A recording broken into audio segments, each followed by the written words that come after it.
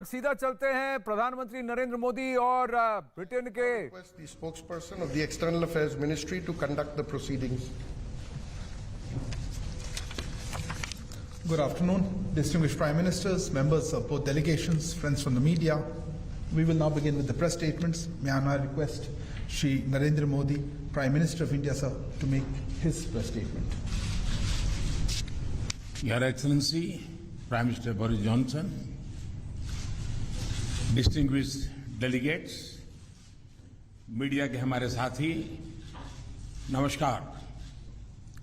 सबसे पहले मैं प्रधानमंत्री बोरिस जॉनसन और उनके डेलीगेशन का भारत में हार्दिक स्वागत करता हूं। प्रधानमंत्री के रूप में भले ही यह उनकी पहली भारत यात्रा है, लेकिन एक पुराने मित्र के रूप में वे भारत को बहुत अच्छे से जानते हैं, समझते हैं। पिछले कई वर्षों से भारत और यूके के संबंधों को मजबूत करने में प्रधानमंत्री जॉनसन की बहुत महत्वपूर्ण भूमिका रही है।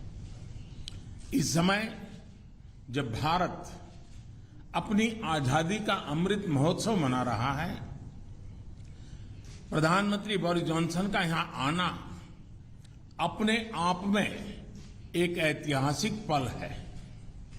और कल तो पूरे भारत ने देखा है कि आपने अपनी भारत यात्रा का शुभारंभ साबरमती आश्रम में महात्मा गांधी को श्रद्धा सुमन अर्पित करके किया।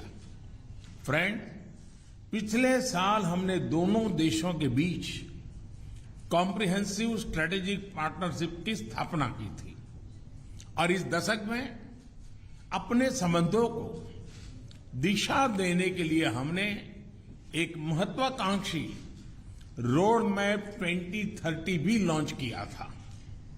आज की हमारी बातचीत में हमने इस रोड मैप में हुई प्रगति को रिव्यू भी किया और आगामी समय के लिए कुछ लक्ष्य भी तय किए। फ्री ट्रेड एग्रीमेंट के विषय पर दोनों देशों की टीम्स काम कर रही है। बातचीत में अच्छी प्रगति हो रही है और हमने इस साल के अंत तक एफटीए के समापन की दिशा में पूरा प्रयास करने का निर्णय लिया है। पिछले कुछ महीनों में भारत ने यूएई और ऑस्ट्रेलिया के साथ फ्री ट्रेड एग्रीमेंट का समापन किया है। उसी गति, उसी कमिटमेंट के साथ हम यूके के साथ भी एफटीए पर आगे बढ़ना चाहेंगे। हमने रक्षा क्षेत्र में सहयोग बढ़ाने पर भी सहमति व्यक्त की है।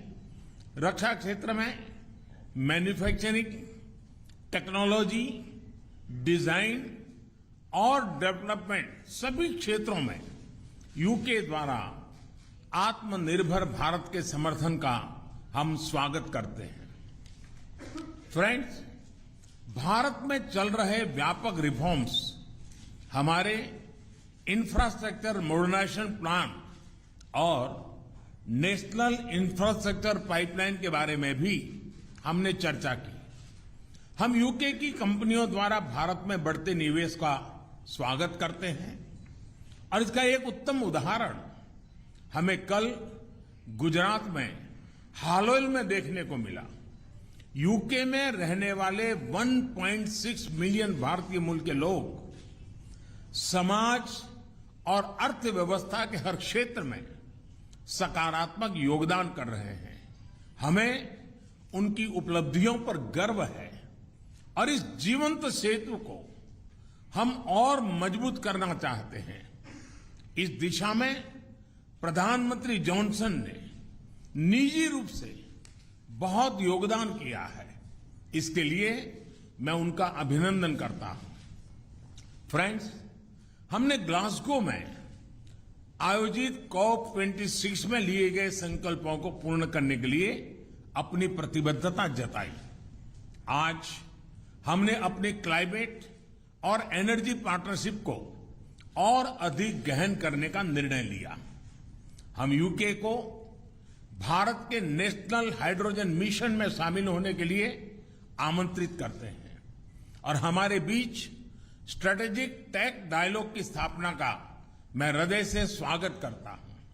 फ्रेंड्स, आज हमारे बीच ग्लोबल इनोवेशन पार्टनरशिप के इम्प्लीमेंटेशन अरेंजमेंट्स का समापन एक बहुत महत्वपूर्ण पहल साबित होगी।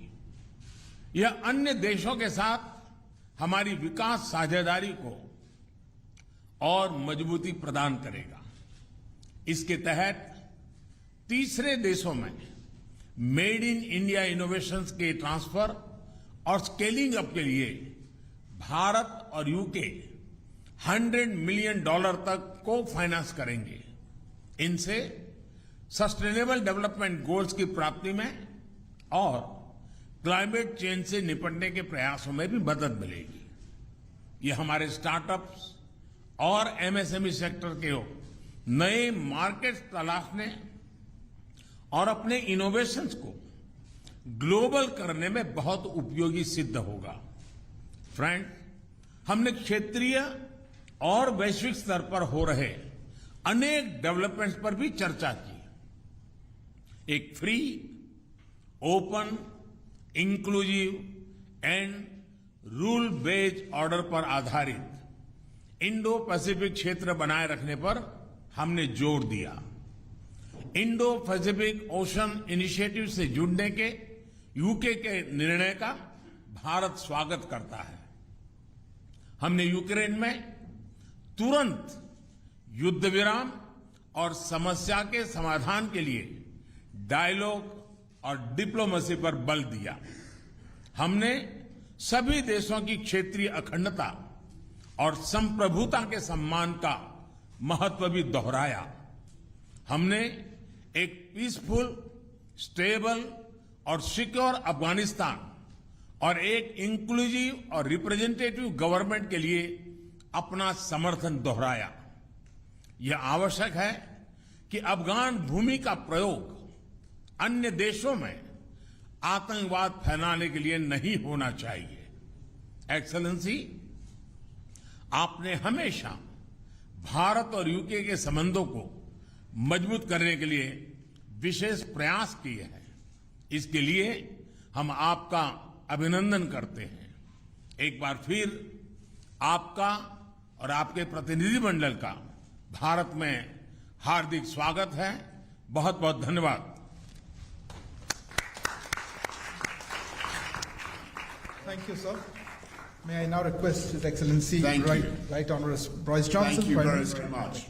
Thank you. Well, my friend Prime Minister Modi, Narendra, my khas dost, I think is the phrase I want in Hindi. We've had a fantastic 2 days here in India. And yesterday I became the first Conservative Prime Minister to visit Gujarat, which is your birthplace, of course, Narendra, but as you've just said, the ancestral home of about half of all the British Indians, and I had an amazing reception, absolutely amazing.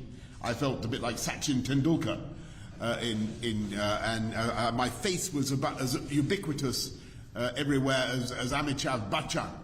I was everywhere to be seen, and it was fantastic. Now this morning we've had wonderful talks, and I think that they have strengthened our relationship in every way. In challenging times, it is very important that we, the Kasdos, get closer together.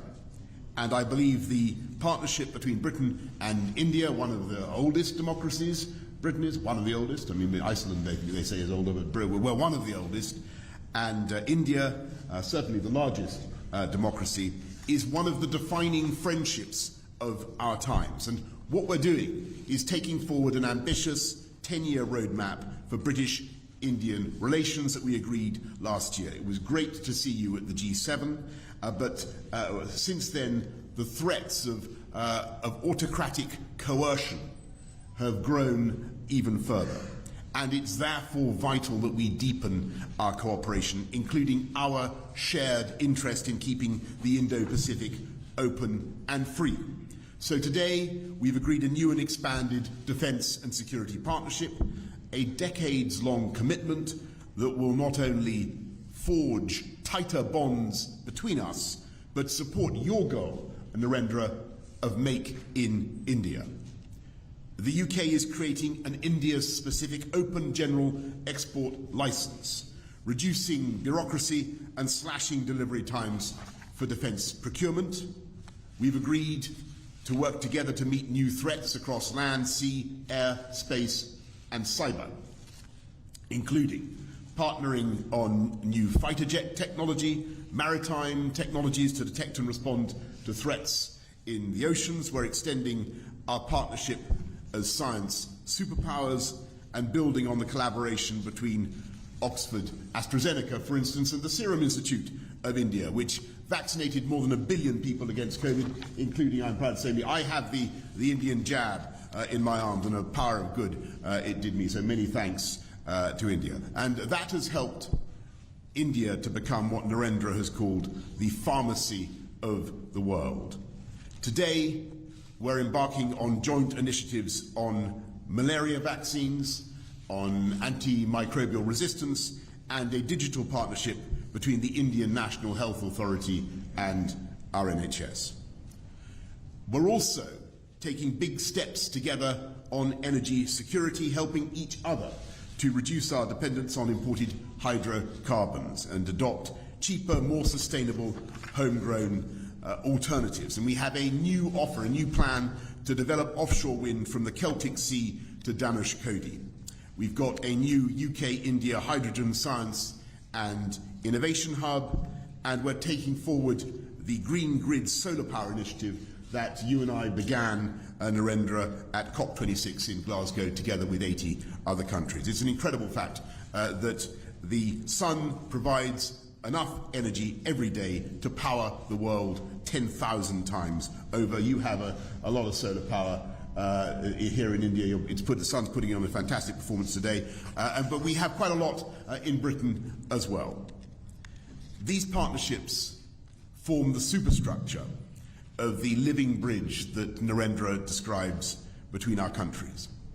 And today, that bridge is humming with goods and services and people and capital, whizzing back and forth, east to west. And sometimes it can be hard to tell whether something is British or Indian or, frankly, Brindian. And on Wednesday, I went to the airport in a Range Rover, Indian-owned but made in Britain. And when I arrived here on Thursday, I visited JCB, British-owned but made in India, exporting 60,000 around the world, by the way, 110 countries. Or take the example of the Norton motorbike, now being revived in Britain by an Indian company.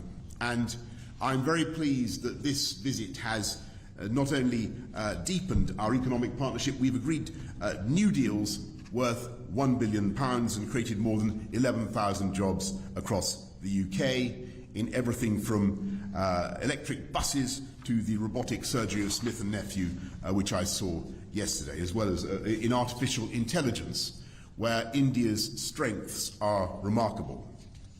And perhaps most significantly for the long term, we're making full use of the freedom that we now have to reach a free trade agreement, a deal where you can lift those tariffs, you can, India, Narendra, on our machinery and apples. Actually, you've already done it on apples, so thank you for the apples. And in turn, we can lift the tariffs on your rice and textiles. We've already closed 4 chapters, and today we're announcing new measures to make it easier to export UK-made medical devices to India and ensure mutual recognition of UK higher education qualifications. And as the next round of talks begins here next week, we're telling our negotiators, get it done by Diwali in October. Get it done by Diwali. This could double our trade and investment by the end of the decade, widening that living bridge into a multi-lane motorway pullulating with beautiful jointly made electric vehicles and creating hundreds of thousands of new jobs in both our countries. So, as India celebrates its 75th year of independence, I am filled with optimism about the years ahead and the depth of the friendship between our countries and the security and the prosperity that our partnership can deliver for our people for generations to come.